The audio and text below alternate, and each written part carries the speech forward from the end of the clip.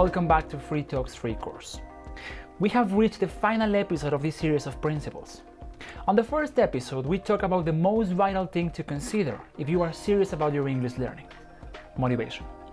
Then we went through a number of things that are equally important: the power of listening, the importance of repetition to complement it, the role of the context, the variety of activities and the use of resources, the necessary mindset and the constancy.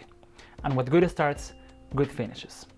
Today's final point is about giving a good closure to all this series, and it's my personal philosophy when it comes to language.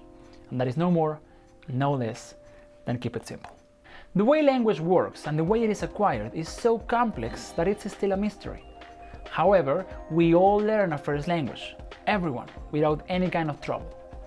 The reason why learning a second language is so difficult, I believe, is because we are choosing the difficult option. To show you what I mean, I'll use a little graphic. Let's look at this circle and let's imagine that it represents all the grammar rules known today in the English language. All the grammar rules that the best grammarians and linguists have proposed. Then, in a slightly smaller circle, we have all the grammar rules that the person who knows more about grammar can describe. That man is Noam Chomsky. He knows more about the grammar rules of English than any other person alive. Then, another circle. And this represents all the grammar rules that the professional of applied linguistics know. This is a regular grammar professional. Another smaller circle. And these are the rules that the best teachers teach. Another smaller circle. These are the rules that the best students learn. Another smaller circle. And this represents the rules that the best students learn and can remember. And then another last circle, even smaller. And this represents the grammar rules that the best students learn, remember, and can use in a normal conversation. This middle point in the center of the circle is the limit of the conscious grammar that a student can retain. And yet, the people in this circle are the ones who write the textbooks and design the courses. And the people here are the ones who teach us English, at school or in any course. It's no surprise that we find English so difficult. They try to teach us an incredible number of things that we are never gonna use consciously, that an average native speaker never gets to know. That is, they are wasting our time teaching us things that we really don't need to know. Now, I know that a lot of you folks might say, but if you want to speak a language correctly, you need to know its rules. But I would like to give you an anecdote from my own experience. During a great part of my life, I was exposed to the English language. I did not grow up in a bilingual family, nobody at home spoke English and they never tried to learn it. But I was exposed to it, through music, movies, television, magazines, and so on. Yes, I had English classes at school, during high school and college, but I was never really in the classes. It felt as if in every class I already knew what I was supposed to learn. And the classes were always the same. Big groups, over 40 students, boring content, the same books year after year that we never really got to finish, and the teachers. Some of them were really good, but they were forced to use a methodology that was clearly not working.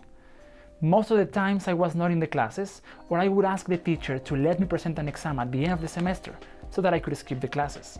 When I was 22, I applied for a job as an English teacher. Why? I'll never know. I did not receive professional training neither on teaching nor on the language itself. In fact, I majored in marketing. But I said, yeah, I can speak English, so I applied anyway. I went through all the interviews, the test, the whole thing. But the funny thing is, I didn't know the first thing about English. I could understand it, read it, write it, I could have a professional conversation, but I didn't know anything about grammar. A week before my first class, they gave me a book and they told me, this is what you are going to teach. After checking it out, I said to myself, oh, so this is the present continuous, this is the past perfect, this is a relative clause, this is an adverb, and all the others. In that exact moment, understanding the most complex rules of the language was a piece of cake. It was all so easy because I was not learning them. I was only giving it a name to the things that I already knew and used, and it was fantastic. In the course of the last 4 years, I have learned more and more grammar. But do you know what I used grammar for? I used grammar to teach grammar. And I was teaching it to students that don't really need it. So this makes the entire process a little ridiculous. It makes no sense, does it? You don't need conscious grammar to speak, to understand, to write, or to read. If somebody asks you, why do you say does instead of do? your best answer should be because it is correct. I just know it.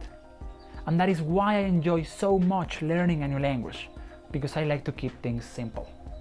Now, for some people, the grammatical approach works just fine. Some people like to make sense of everything. They need to know how things work before they use them, and that is just fine.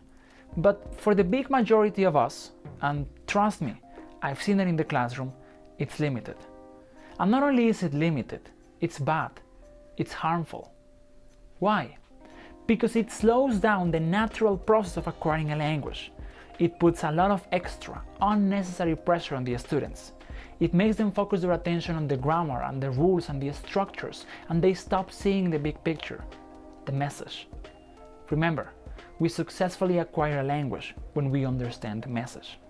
There is scientific evidence of this that I will discuss later on. So why do schools keep teaching grammar when it's really not good for students? Well, there I say it's a commercial move. By teaching using the grammar approach, schools can make the process of learning longer, thus having students as clients for more time. But let me tell you, it's not working that well for them either. Do you imagine 20, 24, 26 months of grammar lessons? That's over 2 years of your life going to classes. And most of the times, sadly, students still can't talk in English with confidence and fluency at the end of their courses. The average student takes courses for 4 months before quitting because learning English is so difficult. They stop for a year, 2, 3, and then they start again from the beginning, maybe in a different school, but more often than not with the same results. Make no mistake, grammar is a fascinating and thrilling topic. I, for one, love it, but it works really well as a subject matter, as a subject you decide to study because you are interested in it, and not as a means for acquiring the language itself. All in all, this is my advice to you. Forget about grammar. Keep listening, keep reading, continue enjoying your process. After some time, you will identify and use proper grammar, and if, only if, you decide to study grammar after that, it's going to be a piece of delicious cake. So easy, I promise. You can take my word on that. Because when we decide to take this process naturally, when we decide not to break our heads thinking about unnecessary grammar rules, we are also deciding to act in a better, different, and simpler way.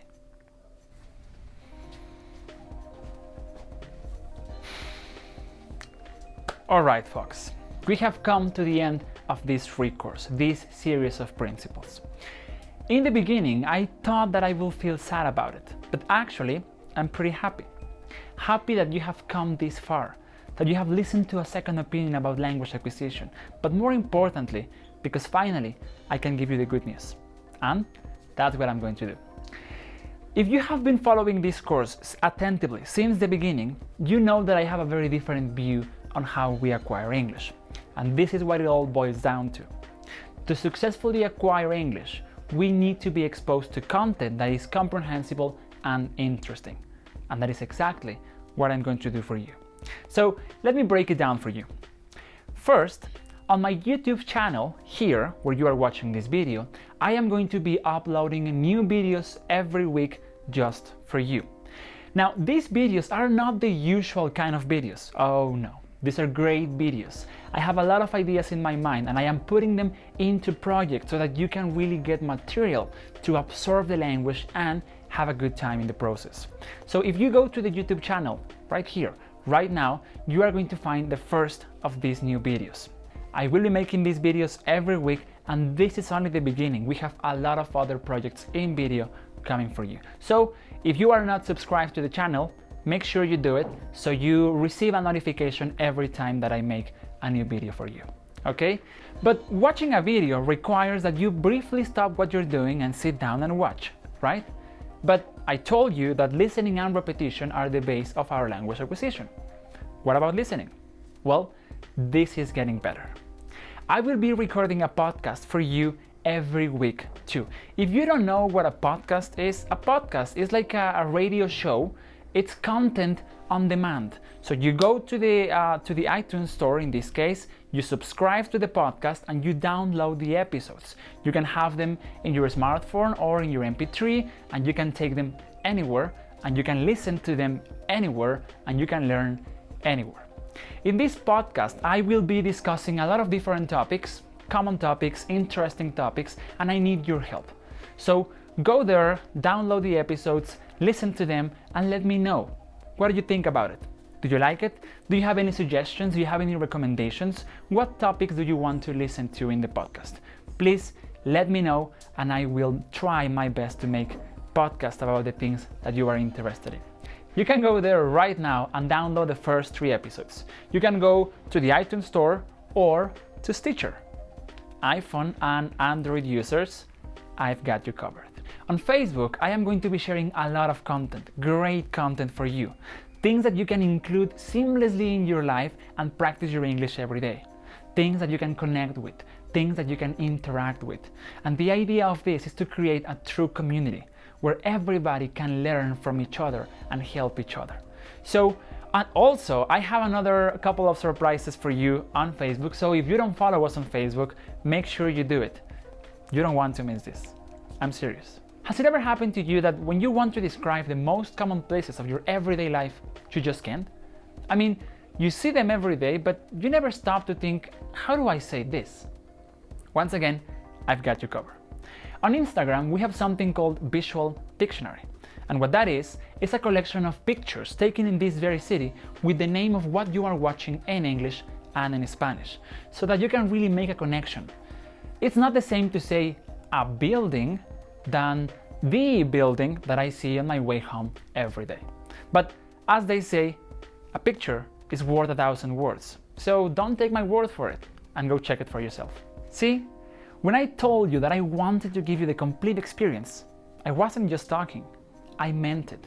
I want that Free Talk becomes the one place where you can find everything you need to successfully acquire English. I would like to open a parenthesis here for a little disclaimer. All the content that you are going to find in Free Talk right now is going to be completely in English. Because the idea is that you have access to material that is in English. But of course, we are going to make this content interesting and comprehensible. So that is my job here. We are going to create good content in English, but we are going to make it so that you can understand what's going on. And also, you always have the possibility to ask. That's why we need a community. That's why we need you to be here, so that you can ask the questions that you usually cannot ask to the television, for example. If you watch a TV show in English, you cannot say, excuse me, Mr. Reporter, what do you mean with that? No, but here you can. So that's just something that I need you to have very clear. All the content here is going to be in English. If you don't have some knowledge in English, if you are a complete beginner, you can go and watch the videos and watch the podcast. And if you don't understand, you can do something else and try to learn how to understand more and then come here. Because when you have this basic understanding of the language, this Free Talk is what you need. So thank you very much for being here. Thank you very much for staying with me from the beginning to the end. And I will see you very soon on Free Talk. Now, wait, hold on just a second. I don't want to finish this course without asking you for one little favor. Every project like this, no matter how good or bad they are, need people. And here at Free Talk, we do. So if you like what we are doing, if you think that this is a real solution for people struggling with English, please share our content, like our content, tell your friends and family about Free Talk. Subscribe to the YouTube channel, follow us on Twitter, like us on Facebook, love us on Instagram, go to the page of the podcast, subscribe, download the episode, and give us a review. Give us 2, 3, 4, 5 stars, whatever you like. This is going to help us a lot. What we want to do is to take this message and take this information to as many people as possible. You are here now, and I'm happy about that. If you can help us take this message to more people, nothing is going to stop us.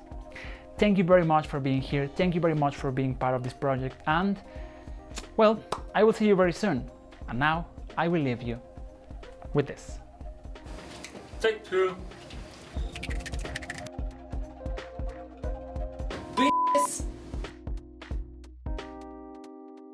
Interesting. I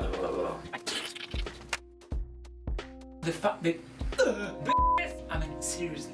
Motherfucker. Need to use a that.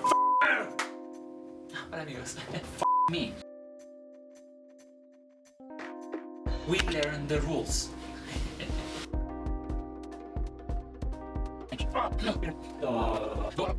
Shut up!